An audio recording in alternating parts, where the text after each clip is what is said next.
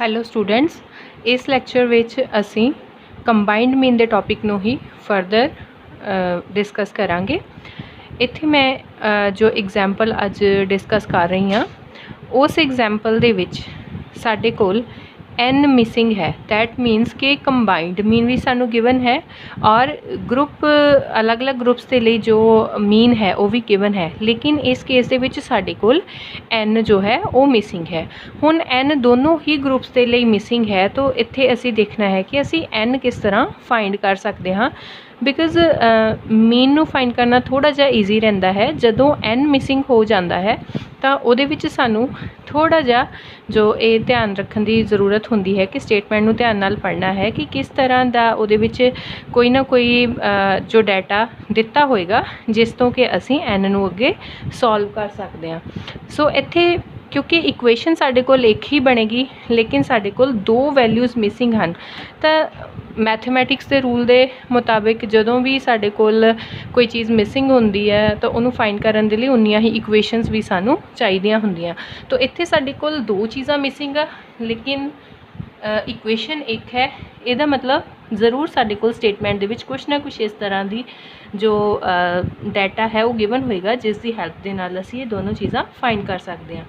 सो हुण इस स्टेटमेंट नू जो मैं इत्थे लिखी है उहदे अकॉर्डिंग साडे कोल एक कंपनी दे वर्कर्स का डाटा है। कंपनी के वर्कर्स की सैलरी का डाटा है ये कि मेल एंड फीमेल वर्कर्स जेडे हैगे आ वो दो ग्रुप्स बना दिते कि उस कंपनी के विच जेडे मेल वर्कर्स हैगे आ उन्हां दी एवरेज एनुअल जो सैलरी है वो 20,800 है। जो फीमेल वर्कर्स है उन्हां दी जो एवरेज एनुअल सैलरी जो एवरेज मंथली सैलरी है दैट इज़ 16,800। हुण इत्थे साडे कोल कंबाइंड मीन भी दिता है कि जो टोटल वर्कर्स हैं, टोटल वर्कर्स मतलब कि कंबाइंड मीन की गल होगी कि उन्हां दा जो टोटल वर्कर्स की एवरेज सैलरी पर मंथ है दैट इज़ 20,000। हुण साडे कोल कंबाइंड मीन पहले ही दे दिता और दोनों ग्रुप्स के अलग अलग मीन भी मेल एंड फीमेल के लिए दे दिते। हुण n the number of observation की अगर गल करिए तो उन्होंने सानू पूछा है कि find the percentage number of female and male workers. So इत्थे उन्होंने सानू सिंपल नंबर ऑफ वर्कर्स नहीं पूछा, number of female and male workers नहीं पूछा, परसेंटेज पूछी है। तो परसेंटेज का मतलब की हुंदा है, सानू इत्थों हिंट मिल गया कि नंबर ऑफ टोटल वर्कर्स असी की लवांगे 100, क्योंकि परसेंटेज की गल हुई है। तो n साडे कोल 100% होएगा टोटल।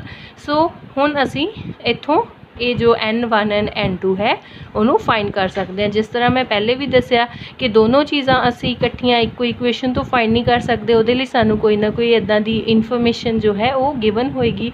सो इत्थे सानू वो परसेंटेज फॉर्म दे विच गिवन है जिस तो कि सानू टोटल n जो है मिल गया। दैट मीनस कि n1 प्लस n2 की है साडे कोल 100%। सो इत्थे हुण असी फॉर्मूले दे विच वैल्यूज़ नू पुट करके n1 एंड n2 की वैल्यू नू फाइंड करन दी कोशिश करांगे। सो जदों असी वैल्यूज़ नू पुट किया कंबाइंड मीन की जगह ते असी वैल्यू पुट करती 20,000। n1 साडे कोल वैल्यू फाइंड करनी है असी, x1 है 20,800 इंटू n1 प्लस n2 भी नहीं पता है, x2 कितना है 16,800 16,800 into n2 divided by n plus n2 total number of observations इत्थे कितना है 100%। सो हुण इत्थे n1 ते n2 नू असी डायरैक्टली ऐड नहीं कर सकते बिकॉज दोनों वेरीएबल्स अलग अलग आ, इन्हां नू ऐड नहीं किया जा सकता। तो इस प्रॉब्लम नू सॉल्व करन दे लई असी n1 नू या तो n2 की फॉर्म च लिख सकते हैं या n2 नू n1 की फॉर्म च लिख सकते हैं। हुण साडे कोल n1 प्लस n2 कितना गिवन है 100%, या तो असी n1 नू n2 की फॉर्म दे विच लिख सकते हैं या फिर n2 नू n1 की फॉर्म दे विच लिखना होए 100, ये n1 इधर माइनस आ जाएगा। तो इत्थे चाहो तो N1 की जगह तो असी ये इक्वेशन पुट कर सकते हैं, चाहो तो N2 की जगह तो ये पुट कर सकते हैं। सो सपोज मैं इत्थे N2 की जगह तो ये वैल्यू N2 नू N1 की फॉर्म च लिख लिया, तो ये मेरे को कन्वर्ट होके इक्वेशन की बन जाएगी 20,800 N1 प्लस 16,800 इंटू हुण N2 की जगह तो मैं इक्वेशन पुट कर दाँगी 100 माइनस N1 ओवर 100। हुण ये इक्वेशनस नूं जदों असीं सॉल्व किया 100 मल्टीप्लाई हो जाएंगे 20,000 दे नाल, it will be equals to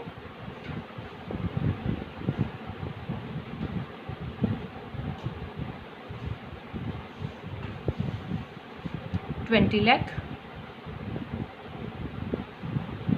ये साडे कोल एज इट इज़ वैल्यू आ गई, ये असीं ब्रैकेट ओपन कर लांगे, बन गया 16,80,000 minus 16,801 divided by, sorry it has already been multiplied। so further हुण असीं इहनूं सॉल्व कर लांगे। N1 एंड N1 ये हुण लाइकली टर्म्स बन गई हैं, इत्थे असीं दोवां नूं सबट्रैक्ट कर सकते हैं। हुण जदों असीं इन्हां दोवां वैल्यूज़ नूं सबट्रैक्ट कीता ते साडे कोल 4,000 N1 आ गया प्लस 16,80,000 एंड लैफ्ट हैंड ते साडे कोल है 20 लाख। हुण 20 लाख दे विचों ही कॉन्स्टेंट वैल्यू माइनस हो जाएगी, दैन साडे कोल बचेगा 4,000 N1 equals to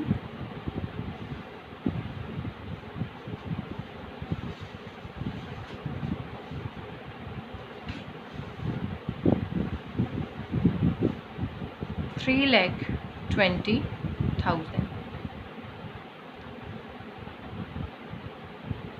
now N1 की वैल्यू साडे कोल आ जाएगी 4,000 डिवाइड हो जाएगा N4 80। नाउ N1 साडे कोल 80 आ गया। हुण असी इस इक्वेशन दे विचों N2 फाइंड कर सकते हैं। N1 साडे कोल की सी 100 माइनस N2 फाइंड करना, N1 आ गया, N2 इज़ 100 माइनस N1।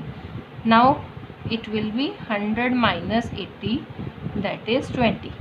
तो सिंपली साडे कोल इत्थे N1 एंड N2 दियां वैल्यूज़ आ गई, this is N1 and N2। हुण ये चीज़ का ध्यान रखना है कि ये साडे कोल डाटा सी परसेंटेज फॉर्म दे विच, असीं परसेंटेज की गल की, दैट मीनस N1 असीं किहनूं क्या सीगा, मेल इंप्लॉइज़, N2 दूसरा ग्रुप किहड़ा सी, फीमेल इंप्लॉइज़ का। सो इत्थे साडे कोल नंबर परसेंटेज ऑफ